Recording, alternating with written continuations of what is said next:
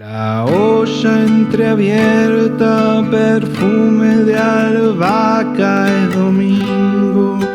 Ella va esperando a fuego lento el vapor. Le promete orquestar un mediodía.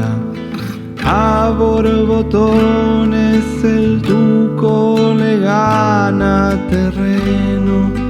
Al televisor ella atenta derrama laureles y sal.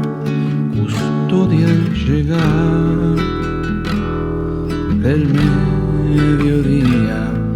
Giraba la vida a la vera de esta inmensidad.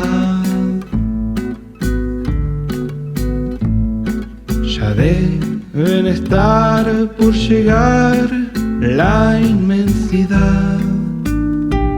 El mediodía, ella pone el agua, rehoga cebollas, adoba las horas, silente anhela, la mesa está lista, la fuente es tan señorial.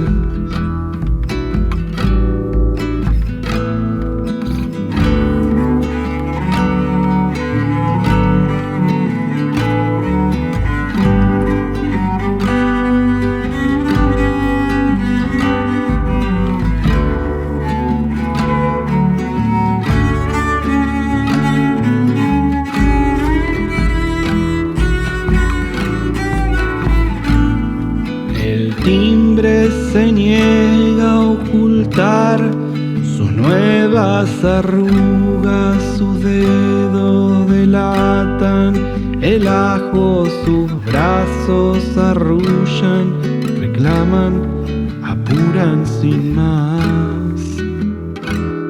Ya es mediodía, yo estornudando y leyendo la oigo cantar.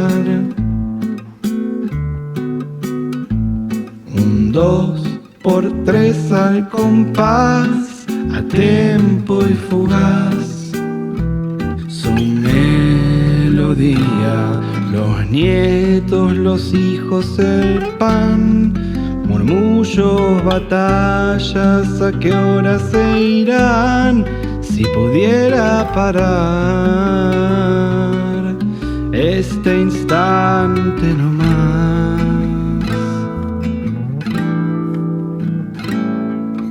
Los alguaciles, el pasto, el rocío, la siesta, el latido, tan entrecortado hay partido en la radio, pero ella solo va a escuchar al